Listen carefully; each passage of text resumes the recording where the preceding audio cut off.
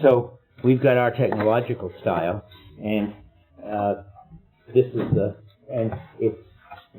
it comes out of a subject-object style where the culture becomes modern and scientific at the time of Descartes and Galileo. And this particular essay of Heidegger's is just to explain in detail what we mean by subjects and objects, where everybody talks about them, at least in philosophy, and thinks that we are them, that we're subjects and these are objects. And Heidegger has a lot to say about what that means. And then we'll try to see how that relates to some of the things that Ken said about Taylor and how the whole Taylorizing project finally failed.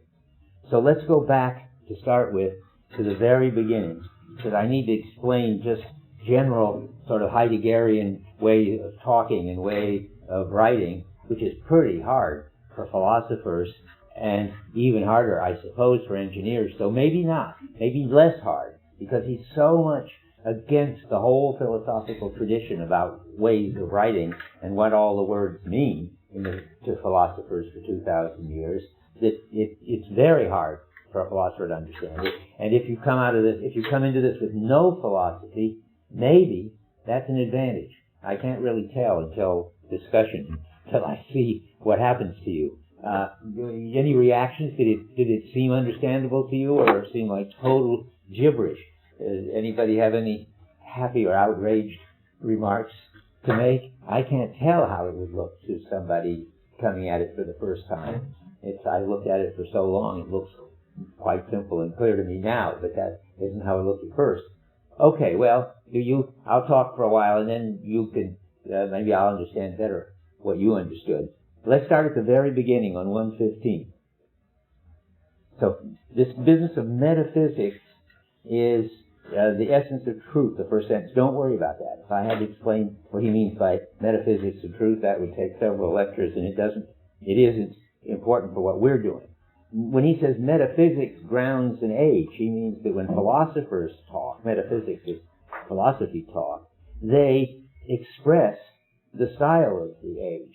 So, and moreover, they try to justify in some way that that's the way things are and that's the way things should be. That's what it is to ground an age. So metaphysics grounds an age through a specific interpretation of what is, of everything that is. Tables and chairs and trees and people and so forth. And through a specific comprehension of truth. Again, truth is, let's just say, the way what we say corresponds to what is. That's the traditional notion of truth. That's called the correspondence theory of truth. And philosophers always have each one their own view of how things that they say correspond to the way things are. Again, we don't need that. It gives to that age the basis on which it is essentially formed. And this basis, this is the crucial sentence, holds complete dominion over all the phenomena that distinguish the age. That's the crucial one. It isn't metaphysics that does that. It's what has complete denomination over all the phenomena that distinguish the age is what the philosophers or metaphysicians discover or talk about. So, for instance, Descartes talks about subjects and objects all the time, and then nobody ever had before. And he's being sensitive to something that, in his time, dominates everything. That is a style that pervades everything. Now, I won't go back over the various styles in the history of the West, but I just found somebody who calls this dominating everything aspect of the culture the style, which is what I was doing, and I like it. Clifford Geertz, who's a very famous anthropologist, says a people's ethos is the tone, character, and quality of their life, its moral and aesthetic style. So the whole culture can have a style, Geertz is saying, and that's what Heidegger's saying. And when Heidegger says the style dominates all the phenomena, everything that happens, shows up, everything we do, I decided to try to say that in 3 slogans. So what does the style determine or dominate? Well, it determines whatever shows up as anything. So that means, let's say, animals show up as creatures of God for the medievals, or they show up as bouncing, powerful things that whoosh up for the Homeric Greeks and so forth. The way anything appears, shows up as something or other, is what this style gives it. I mean, animals just can't show up just as animals. They're already, and nature is already understood in a certain way in any epoch. And what animals show up for Descartes is interesting. It never gets mentioned in here, that all animals are mechanisms for Descartes. There's only, on the one hand, us who are subjects, and subjects are conscious and think. And then there's everything else. And among the everything else's are these animals who are reflex machines, very complicated reflex machines. That's a brilliant idea on the part of Descartes. Nobody ever thought anything like that. He did research in anatomy and discovered the nerves that connect the eye to the brain and the brain to the muscles, and he thought that was all terrific. And so the Cartesians would sort of torture animals because they were sort of demonstrating that the animals went through all kinds of pain-like behavior, but it was quite remarkable given that they weren't feeling anything. So they thought. So it turns out that this dominates what people see. They didn't see any animal suffering, and so forth. Second, it tells us what it makes sense to do. It makes sense to pray and stay out, don't do things that will get you go to hell in the Middle Ages. It makes sense to try to be a hero and people will sing about you in Homeric times. And in the times of subjects and objects, and that's what the whole essay is about, it makes sense to, in effect, get one unified, clear picture of everything, and on the basis of that picture, control everything. Something like that is what it makes sense to do. But it makes sense even to just coming into the classroom and sitting down. I'm sure we do it differently than the medievals did it or the Homeric Greeks did it. Everything that it makes sense to do is going to be permeated by the style of the culture. And it makes sense to, and it also determines what is worthy and unworthy. That is, the deeds that people admire as opposed to the deeds that people disapprove of. For the Homeric Greeks, it's worthy to be a hero and bad to be a slave. For the medievals, it looks very different. It's worthy to be a saint and unworthy to be a hero. Things get switched around. Saints are supposed to be more like what the slaves were. They're supposed to be meek and let everybody hit them without striking back. And whereas what would have been heroes, who were proud people who said that they didn't need anybody because they were strong, and they would protect everybody else because they were strong, and all the people had to do was admire them. All that is pride. Heroes like that end up in hell from the Middle Ages point of view. So what is worthy and unworthy switches from epoch to epoch as the style switches. Okay, that's the general introduction and reminder of what we talked about already, more condensely or differently when we did the 6 stages. But what's important in this book is that we're going to be told about, when I say this book, I mean the book that you got in your reader. No, you bought it, that's right. Yeah, okay, go ahead. Just a quick question, because we're using the word style, which is kind of, to my mind, goes against a little bit of the kind of contemporary use of, we talk about style, it's almost fashion, because the style section of the newspaper, etc., was just almost more the fleeting kind of superficial. Good. It's true. There's a big disadvantage in that word. I was happy to see Clifford Geertz using it my way. But, if style gets in the way, it's never the word that Heidegger would use, and for the reasons that Ken says, I suppose. But we do talk about the modern style, and sometimes, and then we don't mean, obviously, the fleeting, changing things. Right. And I tried to give the example, sort of the style of the way women behaved at the time, say, of Marilyn Monroe. That's also not something that you can change, but it's getting closer. But the difference, I think, is the way style is used that is misleading is it's something you can be conscious of and say admire and change and pick and so forth. And this is all not that.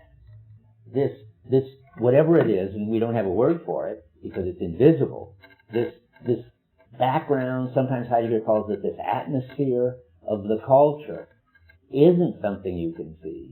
It's too pervasive. It's everywhere, like water to the fish. And it isn't something you can choose, and partly because you can't see it, you can't choose it. And you can't refuse it either, because it permeates everything you do.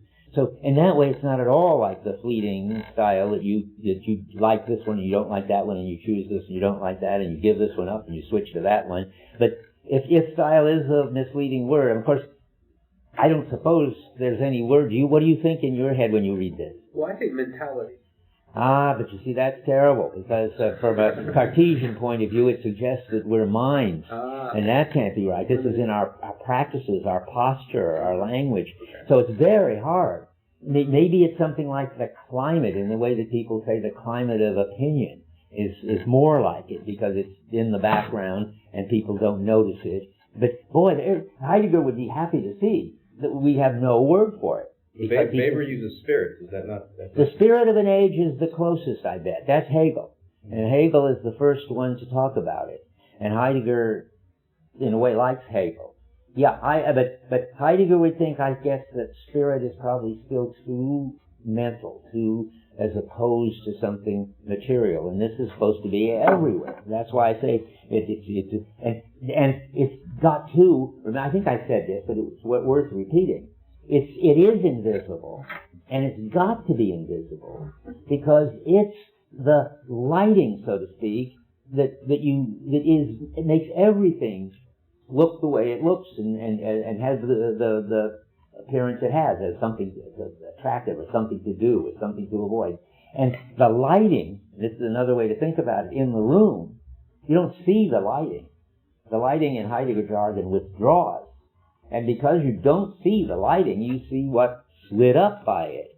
If you saw the lighting, then you wouldn't be able to see the people. I mean, like when the room is full of dust and you begin to see the beams of light. If you get to the extreme, you don't see anything anymore. The point is, it's invisible, the thing we're trying to, whatever it is we're trying to describe.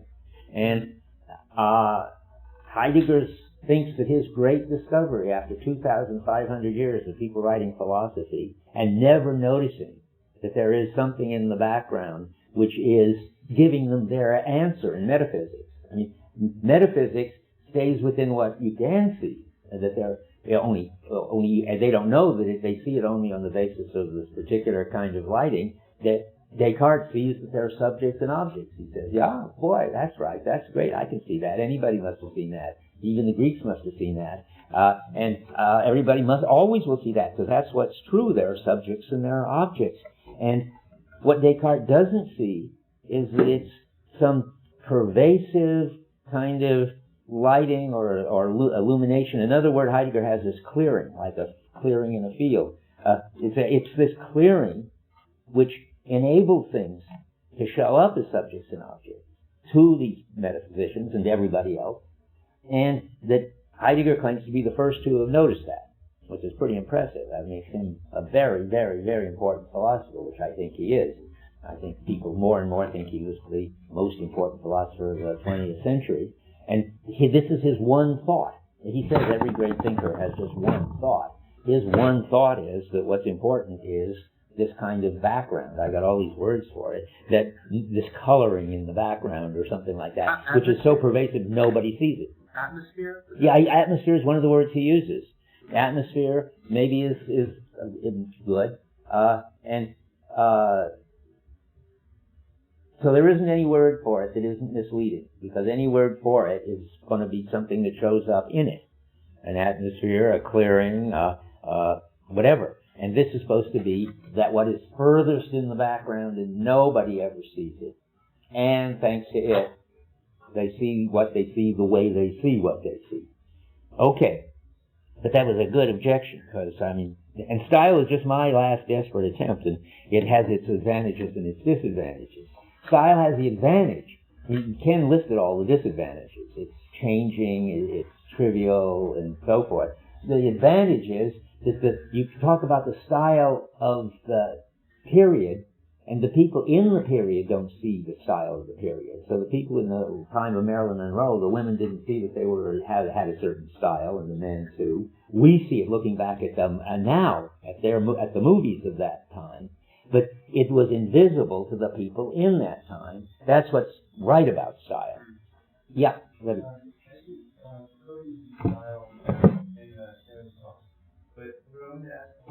Foucault used the style for the same kind of.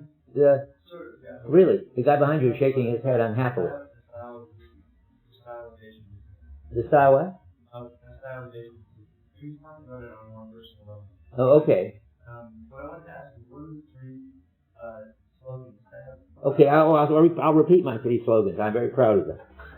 What show is it? The style or the whatever it is? You know, he's got a technical term for this. I might as well tell you. He calls it the understanding of being. That's his fancy name for it, and you can see why. Having given up all these other terms, at least that term doesn't denote anything, and so you can make it mean whatever you want it to mean. And his definition of being in being in time is that on the basis of which beings are already understood. That's the fancy way of saying what I've just been saying. The on the basis of which, that's the background. And beings are already understood, that is, before you ever even see anybody, you know they're a subject. And before you ever see anything, you know it's an object. Everything is always already understood in terms of the understanding of being. Now, why did I start saying that? You just said something. Oh yeah, my quotes. Okay, so it determines what shows up as anything, with as underlined, as a creature, as something to be nurtured, as an object, and what it makes sense to do. And it makes sense to, for instance, now to be efficient and get the most out of your possibilities. And that's the stage before that. It made sense to sort of be mature, have a life that made sense, like a narrative, have a stable character, and so forth. So all this about what it makes sense for people to do, and finally, what's worthy or unworthy.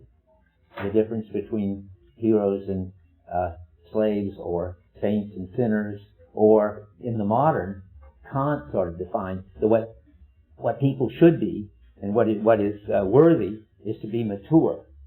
And what is it to be mature? To be mature is to take responsibility for your life, to get clear about the principles that you're acting on, and be able to justify the principles you're acting on. No crazy idea, no craziness, no compulsions, no tradition, no being dominated by moods. All that's immature. That's what children are like. Grown-ups, who only came out in the modern world, according to Kant. I mean, did I talk about this? I don't think so. He wrote an essay in a newspaper contest, of all things, called "What is the Enlightenment?" They had this name running around, like you could write an essay now, "What is postmodern?" He wrote "What is Enlightenment?" and he said enlightenment is the stage in the history of humanity where human beings become mature and they no longer have to obey the princes and the popes. They obey their own internal rationality. They are autonomous. And so that's what it's worthy. What's unworthy is all the things I said. People who are traditional, who have superstitions and fanaticisms and moods and desires, the children-like things, that's unworthy. Okay, good. And are you happy now? I said the three? Or do you want to do something about them? Oh, okay. So what is this phenomena that distinguishes the modern world? Or what is this, whatever it is, understanding of being that determines all the phenomena that distinguish the modern world? That's how you think about it. Well, he lists them, and they're a pretty interesting bunch. See, I have a double job. One is sort of to explain the book, the essay you've read, which is so, I think, interesting and important and gives you a sense of modernity. Modernity, post-modernity, what do you think of that? Because he's not giving you Kant's story.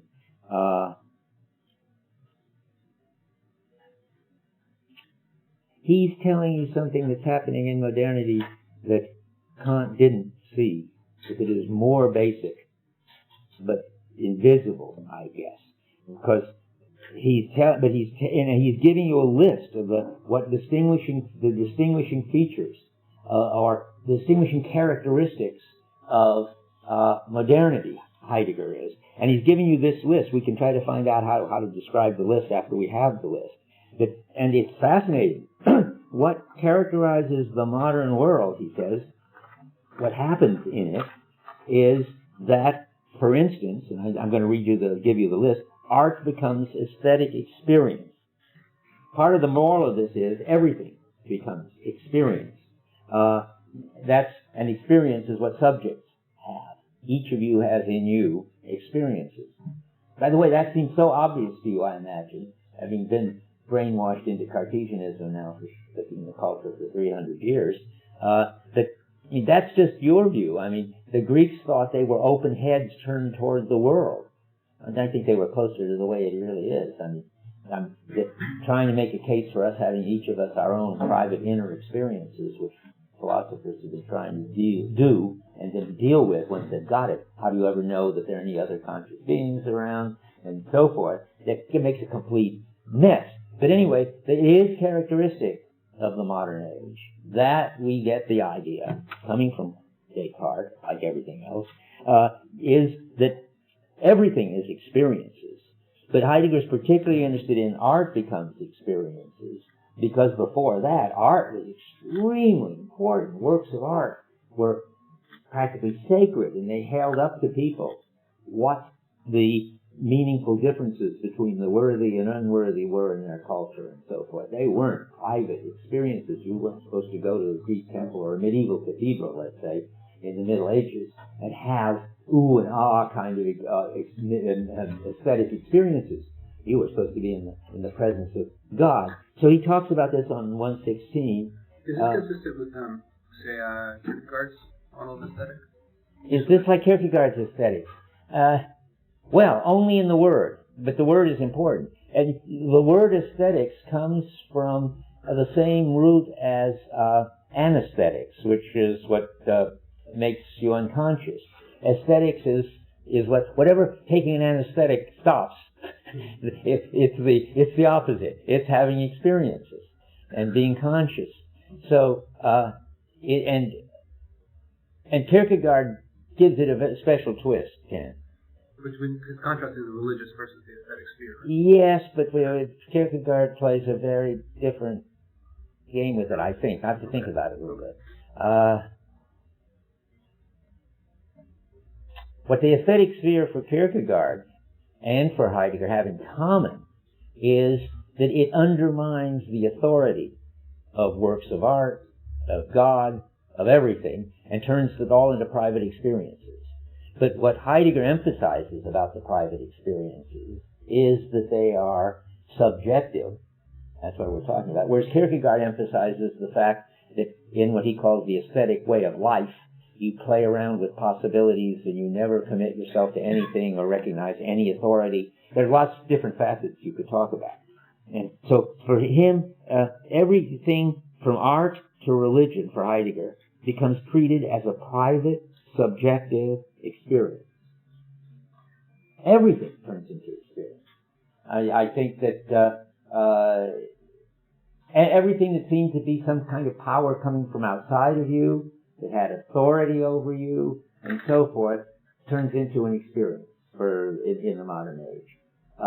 So that's one. That's the middle of 116. I don't remember why I did this, but I ordered them in my own way.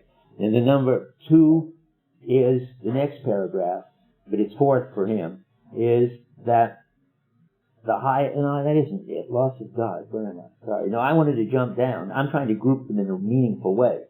Just as art becomes all subjective aesthetic experience, so does the experience of the divine, of God at the bottom of 116. The loss of the gods is a twofold process. So you turn religion into either a bunch of dogmas, and never mind the experience. You have to believe certain things. You have to believe the credo, for instance. Or you turn it into religious experience, he's saying at the top of 117. But the loss of the gods, about 4 lines down, is so far from excluding religiosity in others, and that rather only through that loss is the relation to the gods changed into mere religious experience.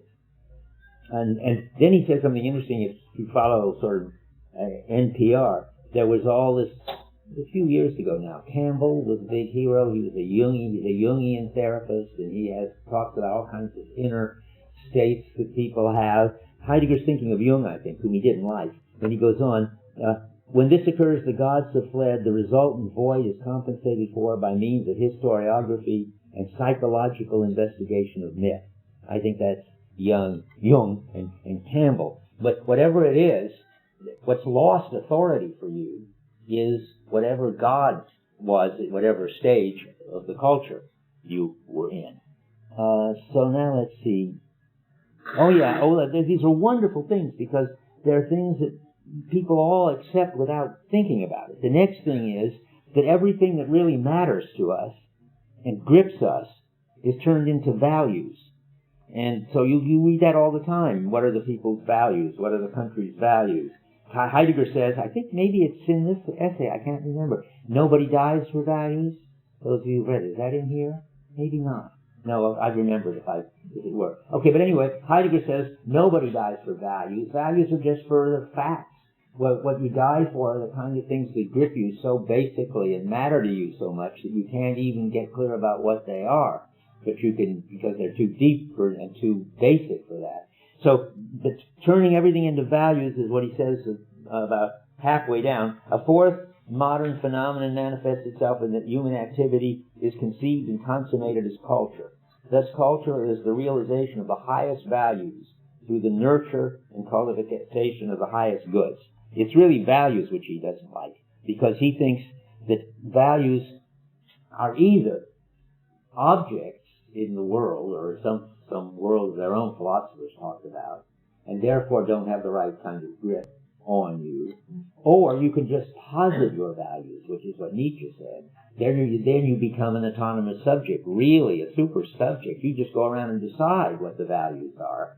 But either values are objective, they're just there in the world.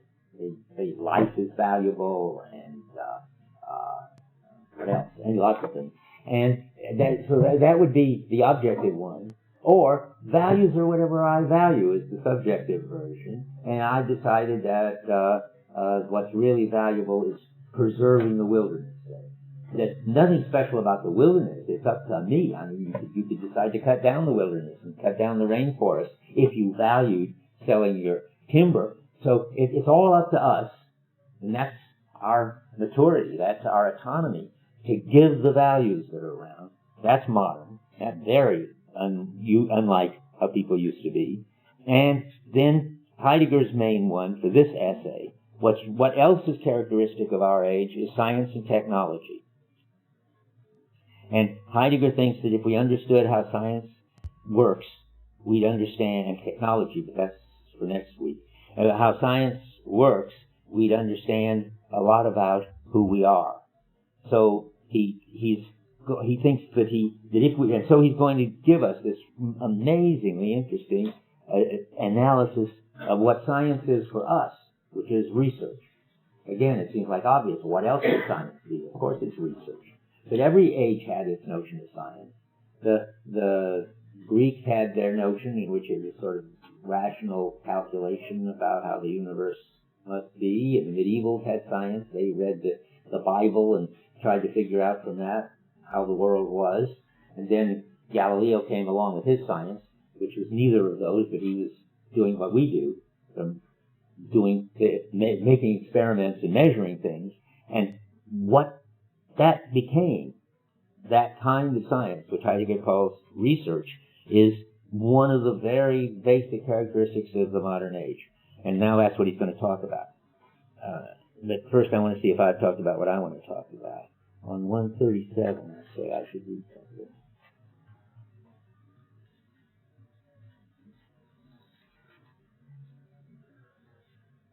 No, I think that's not a good idea. Okay, so now, I could stop a minute. I said all kinds of things that you might want to disagree with. Yes, you've been looking as if you had something to say for quite a while. Go ahead. Did I say 5 things? I only meant to say 4 things. Well, So you got 4 things. He does say 5, but he breaks science and technology into 2. Ah, okay, good. Yeah, and that's a good thing to do, to break science and technology into 2. Where does he do that? Well, he actually does them in reverse order almost. Science is first, technology is second, then art. Oh yeah, machine technology. Oh, I see where you are, yes. One of the essential phenomena of the modern age is its science. Yeah, that's where we are. Let's read that, the top of 116. Yeah. A phenomenon no less important is machine technology. You must not, however, misinterpret technology as the application of science. Machine technology is an autonomous transformation of praxis, the type of transformation where in praxis first demands the employment of mathematical science. This is stuff I skipped it on purpose. That's what he's talking about in the technology essay we're going to read next. Right now, he's interested in not technology, but research. Research is theoretical science. It goes on in the university. It's not engineering, which also goes on in the university. But research is theoretical activity. Okay, but now it's sort of how we understand this kind of theory, because the Greeks already had theory, but they didn't have research. How we understand research is what Heidegger is going to try to explain. And I might as well say right now, the one reason this looks so brilliant is that Heidegger was the first to give a view of research, which is now very much accepted, I think, by practically everybody. I forget, did I ask? I'm giving 3 different courses, and I never can remember which I said in which. Did I talk about Thomas Kuhn at all? I remember writing on the board, Tom Kuhn, but not in here. Okay, well, it's not worth getting out the board to just write that. Thomas Kuhn, Kuhn, is, how many have read The Structure of Scientific Revolutions already? Not very many. That's interesting. You will, I bet, before you graduate. It is the best-selling academic book in the history of academic books, apparently. And it's Kuhn's explanation of research, really. Written in, I don't remember, I wasn't going to talk about 48 maybe, about, does that sound about right? Is that too early? Sounds too early. Sounds too early. 50s then. In the 50s, the end of the 50s. Anyway, and Kuhn sort of says what Heidegger already said in whenever this is. When is this, 34, 38, something like that? I paid attention. 38. Okay. So you will discover for the first time, if you haven't read Kuhn, what the structure of scientific research is. And it's very interesting. So we're going to start on 118 now. The essence of what we today call science is research. There have been a lot of other things called science, but that's not what we do. In what does the essence of research consist? And remember, if we could figure that out, we'd understand something basic about our modern understanding of us and our modern understanding of beings. Okay. And how does it... you open up a sphere of investigation. That's the first thing. That's the fundamental event in research, he says. And I'll have to read this. This is accomplished through the projection within some realm of what is, in nature, for example, of a fixed ground plan of natural events. A ground plan isn't very good, but as the footnote goes on trying to figure out what the right thing to say is, and can't think of the right word for it, it's some kind of preliminary outline. Maybe outline would be better. I think let's try outline. A fixed outline of natural events. That doesn't work too much well either. The important thing is, what we're looking for a word for, is that when you do this, you sketch out in advance, as he says, the manner in which the knowing procedure binds itself and adheres to the sphere.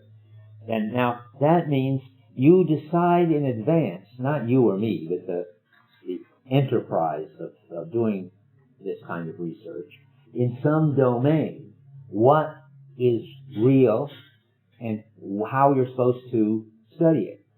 And you decide that, and this is the important thing, globally. And this is like the background we were talking about, the understanding of being. This is a specific area. Now you want to understand the being of, for instance, nature. You could have also done this if you want to understand the being of the economy. But nature is the most important one. And you sketch out in advance what is going to count as part of nature. Now that sounds weird unless you explain it. that you get rid of all sorts of things that were around from from Aristotle and from medieval times that get ruled out of nature at this very important time when modernity comes in. There's some teleology, the fancy name for it. The plants had a certain direction and they were trying to grow and achieve their full form. Even the stars had their sort of direction and goal and so forth. Everything was understood in terms of a kind of plant analogy, that everything had its internal tendency to achieve some full realization. It's the sort of everything potential movement. We still have the leftovers in the human potential. Okay. There could have been, so all of that talk about things realizing their potential is gone in Galileo. All you got, as you know, in science is sort of things just moving around and bumping into each other. They've got no inner potential to realize.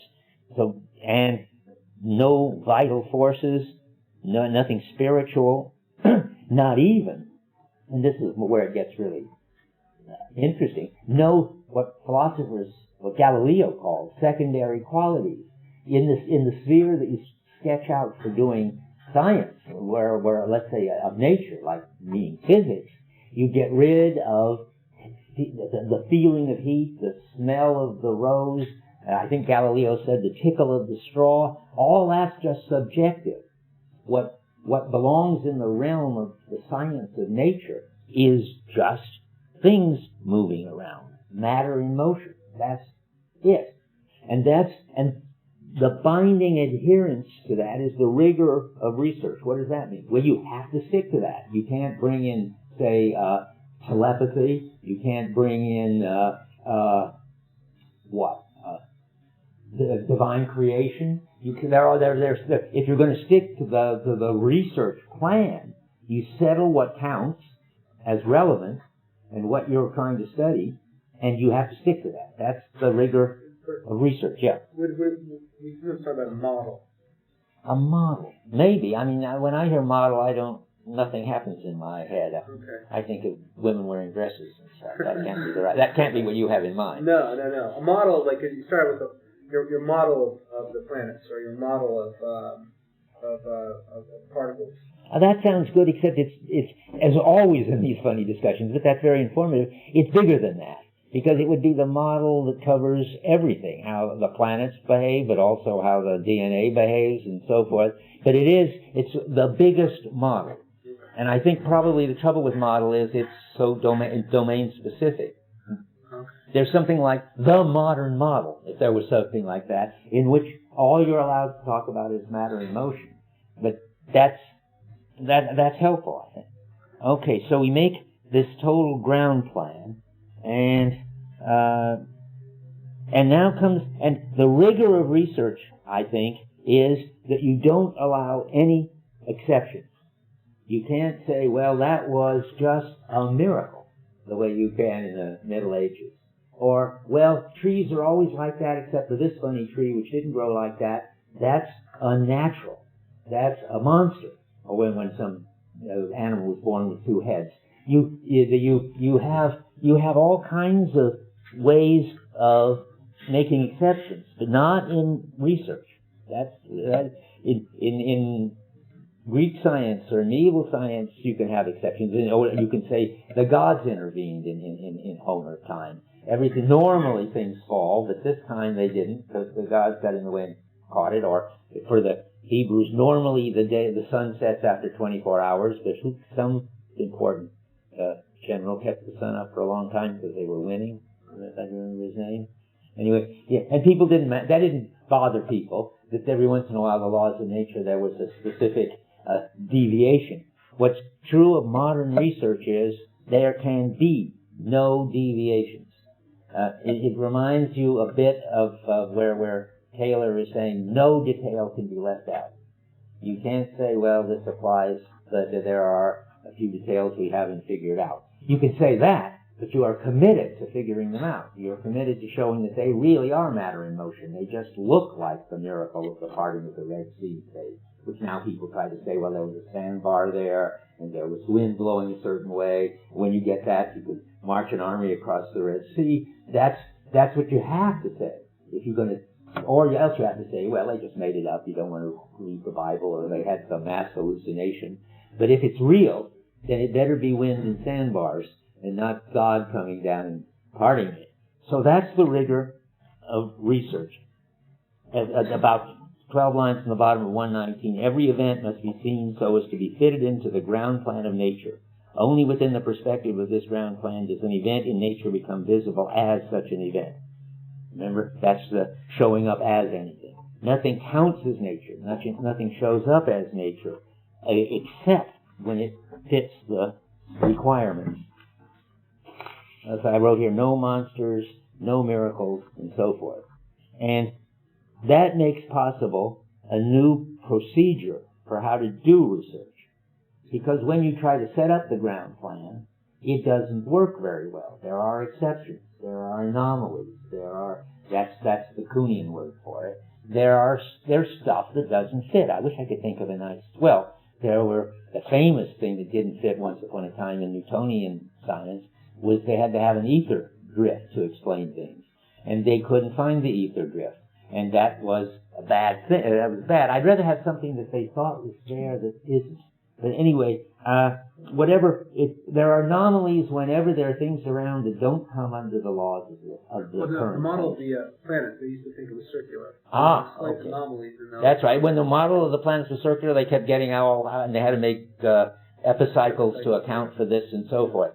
And Kuhn talks about how the tides weren't understood for a long time after Newton, apparently, and even for a long time after that, the tides weren't the way they were supposed to be by calculations. I don't know how they finally fixed it, but that was an anomaly. Kuhn likes to find these, and scientists can't have that. You've got to keep working at these anomalies and make them fit the ground plan, or else you have to give up your whole science. That's what happened with the ether drift. I don't remember the details. Einstein, isn't it, who came in and finally just said we have to rethink simultaneity and distance and everything, and because your science requires an ether drift as Newtonian science does, and that must be wrong because we don't find it and we keep trying. So what is, in Kuhnian terms now? This is Heidegger doing it, but Kuhn has the same view. Normal science consists in projecting a ground plan in which you decide exactly what counts as real and what counts as explaining, and then you have to try to fit everything in, and then you find anomalies that don't fit, and then you spend a lot of energy and money and brains trying to show that these anomalies really do fit, or else you give up at a certain. You can't go on like that forever. That would be stubborn and fanatical. At a certain point, having recognized that this is a difficulty they just can't deal with, they have to give up that either view, like what happened with phlogiston when they finally decided that wasn't how to explain fires, and that would be a local change, or you have to give up the whole view, like when Newtonian science gave up to Einstein, and so forth. Okay, so and in Kuhnian terms, normal science is this, what Heidegger calls Betrieb. Let's find that. The German word appears in parentheses. It means, I think it gets translated ongoing activity, which is this business of trying to fit everything into the ground plan. Anybody found it yet? It's Betrieb in German and ongoing activity, I think, in English. And I can't remember where it is. Where? Great. Oh, I was right near it. I was going all over the place. Yeah, okay, ongoing activity. Yeah, and then Appendix 2, that's what I was looking for.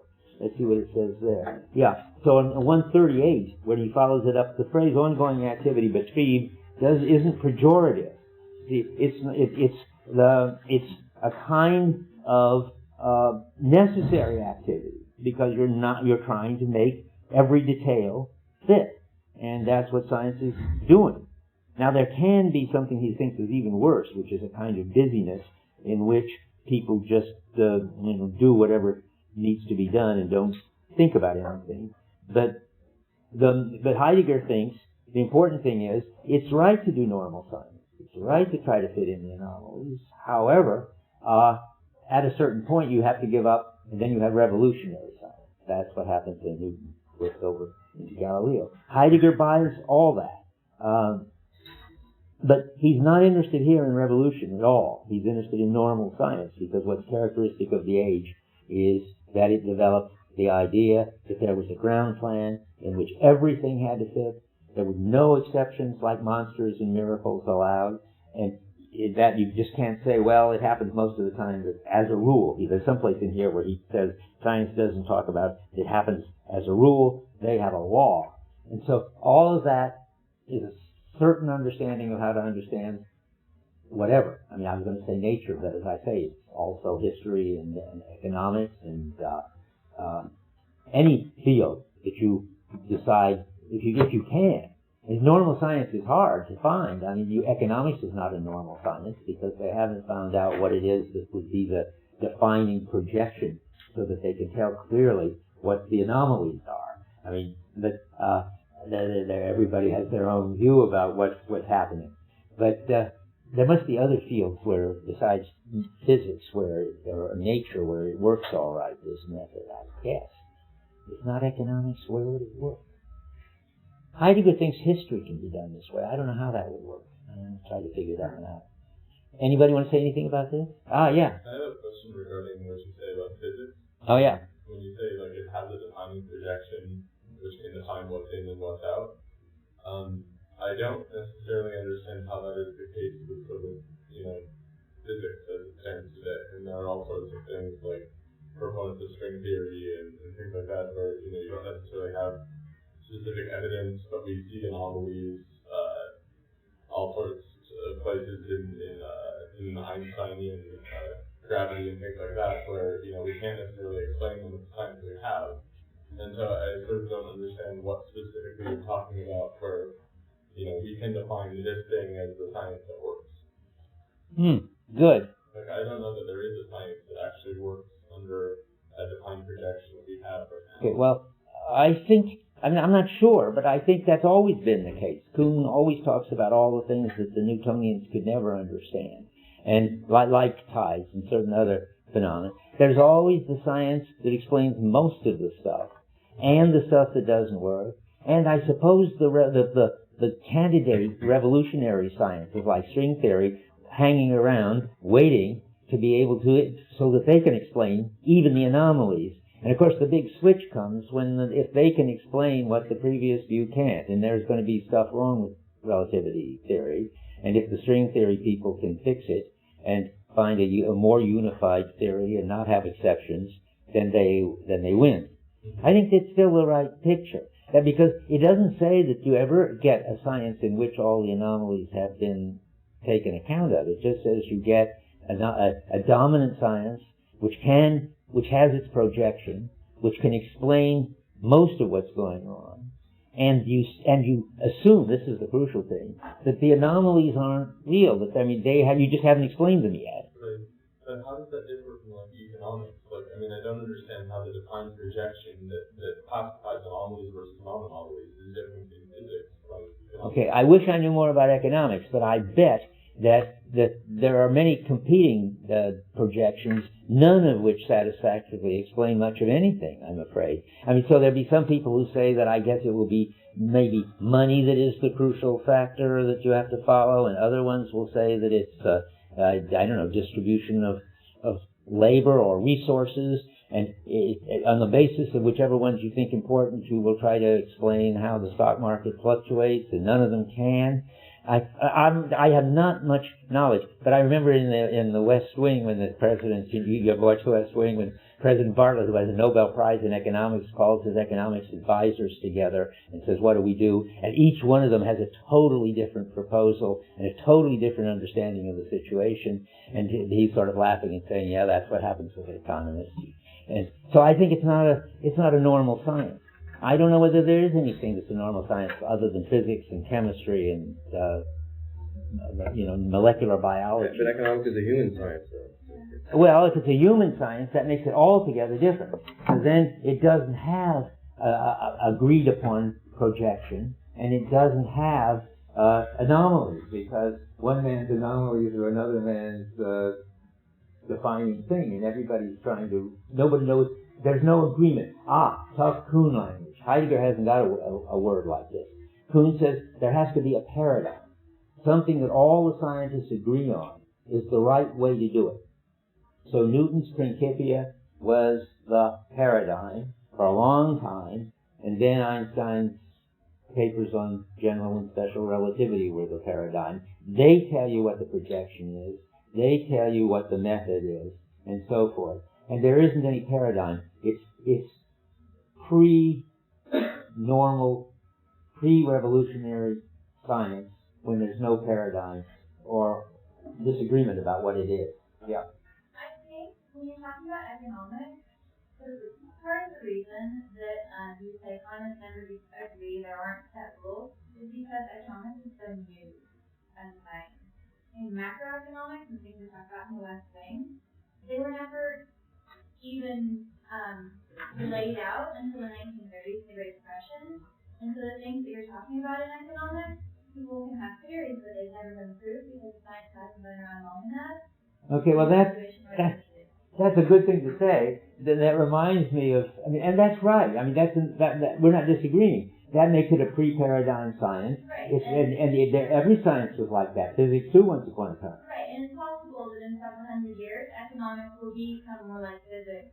That's right. Where economists can. That's right. It's possible, and it's also possible that they can't ever get it right given their current approach. We don't know yet. But I would argue a little bit with that, because I think it's an interesting statement about the temporal aspect, right? That it's only 70 years old or so. But there are other areas, such as genetics, that are very more recent, where there are, I think, very established paradigms. So and they didn't take that long to develop that. It could be, there's some areas where it's never going to work out. I can't think right off of where. Psychology strikes me one like this. Psychology is a very peculiar pre-paradigm science. There's Gestaltists still around doing their thing. Their behaviorists still around. The cognitivists, who thought we were like computers, had a big dominating role for a while in the 60s and 70s. Now that's gone, and they're doing simulated neural networks and so forth. It's sort of one fad after another, but none that get everybody on board, and none that manages to cope with the anomalies that start to show up. And in psychology, it may well be that there's not going to be any science of the way the mind works, which is going to be able to find the basic projection of the few features of minds which are really essential in the laws that govern it. That's what the behaviorists thought they could do. That's what the cognitivists thought.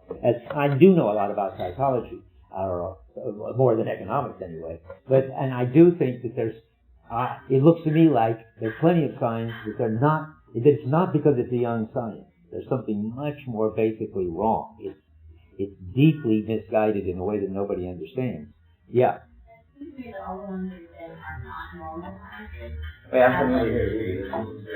It seems that everything that you're saying is not a normal science, like economics, technology, and I guess all of the social sciences, they're all human factor where that's what Dilemma's saying. Yeah, you can't actually human science. You can't de-world the human in some of these sciences. You can't actually take the human out of the area where you're doing the research. So very different than physics, where you can de-world it. Yeah, you probably are both right. The human sciences may never be able to be like natural sciences. They may not be able to be researched in computer sciences. Of course, there's lots of research in the business school and economics. It isn't Heidegger or Kuhn kind of research. But my friend pointed out that you always know it's not a science if it has science in its title. That's famous, right, isn't science, it? Right? Like psychology. Sorry. Computer science, isn't it? Computer science. Yes, that's right. You're very suspicious if it's chemistry and physics and biology aren't something science. What is it that? Well, yes, I think Ken is right. That's a good test. Okay, did I see another hand? Yeah. I was just saying maybe sometimes connect what you say, or the way that you can't take the human out of science, or perhaps it can't be science if there's human, if there's human made from human you just said Taylorism was a problem for so many people. Like Concord saying that it cuts the head off the workers. Perhaps because he's trying to make it scientific, but you're not going to be able to keep the human aspect out of it. Very good, yes. Of course, Taylor, we saw that last time in the discussion, thinks that he could take the judgment out of it and make it absolutely scientific down to the smallest detail and have laws, not just rules of thumb. He's against rules of thumb way of doing things, traditional way of doing things. He wants a rigorous scientific way of doing things. And it failed, according to Kant, and I see that it should fail if there is something special about human judgment and human skill. Yeah, that's good. Yeah. Basically, like, all of this science, they don't teach to do what science does. They don't teach to explain why it happens all the time. They, like, if you take a time where we do that, we teach to explain why something happens most of the time, maybe it's easier. But predicting that it's not for knowing. Good. It doesn't count in this sense as research because it hasn't got the good plan, and it doesn't try to explain anything that is detail. What's so interesting about Taylor is he thinks he's got the principles of scientific management, and he is trying to do it as if it were a science, and he insists that it has to cover every detail, and there has to be a rule, and he insists that he can't even imagine that it might be the case that, say, some real old master at using the lathe with the current blade and the current metals could do what was being done better than Taylor could do with his new blade and his rules. And he doesn't believe, in other words, that there could be mastery and skill and expert that you can't turn into rules, and that seems to be wrong. I was saying to Ken at lunch, think of the sort of caricature of this. You tell Isaac Perlman is a violinist. Well, you just picked up the violin by tradition from teachers who picked it up from other teachers, and you've improved it by trial and error and rule of thumb. Surely that can't be very good. Let me tell you how to move your hand exactly and your bow exactly. Then you'll really make good music. And as Ken said, and end 13 seconds faster in the concerto you're playing. But never mind the joke. There is such a thing as skill and mastery. And that's what remember somebody mentioned last time, de-skilling, and how the Scandinavians particularly were worried about the assembly line in Taylor as a kind of de-skilling. And I think that's absolutely right. You come up against the limits of treating human beings as if they were resources and objects to be optimized, and he did. And I take it that was according to Canada, that was the end of him. He got fired, and Taylorism is dead. I think that's fascinating. Well, it didn't die. It died kind of in his case, but then it kind of resurgence and lives on today. Well, that's what I was trying to ask you at lunch. In what form? Well, that's what I think is so fascinating, is that these books live on. He generates the books and tells the story very optimistically. People pick up on those. They keep trying these techniques in various factories. This is picked up by all these, the Russian 5-year plans and all these other things. And I think to some degree it's still going on today in factories and settings, where there is attempts to optimize. And how do you distinguish this? I was worrying about this after listening last time. For assembly line things going on still and Taylor things, are they the same thing or different things? Well, I think there's a case where if you're talking about an assembly line that's all automated, just machines, then I think it's more in the realm of tools, and there is a possibility of developing a Taylorist approach to that. But as soon as there's human in the loop, that's where things are problems, and people still are attempting at making things more efficient in that way. But I think that there's a whole string of failures that keep getting repeated, which is the more interesting aspect. And if you replace them with robots, good robots, things will be better. That'll be tough, yeah. That's Ken's job. Okay. So, I think we should take a break, right? Or do we go? It's been an hour since we started. What do? We take a break and you talk about workshops, or for a while. And I can talk again after you make sure you got done what you want to get done. Okay. 10-minute break.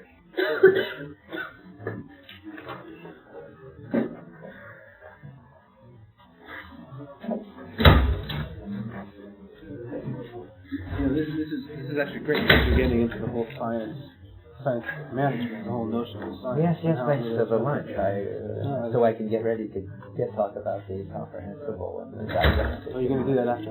Well, I can do it afterward or next time. What happens next time? We just finish this. Remember, I said I would do half, and they would reread it. Yeah. What we have now is that they start on questions concerning technology, but we can certainly postpone that. I know. I don't think there's enough in here for another whole time. I'll go pretty quickly today. Okay, but then so there's but the next time we'll finish this and go on to the question. Yeah, so they should read the question. Yeah, right. Start reading. Right. Here's a question for both of you is so we're trying to idea of getting notes. Yeah. And one thing I realized is Forrest can't do that on his own because he won't be here on Mondays. Ooh, I realize that.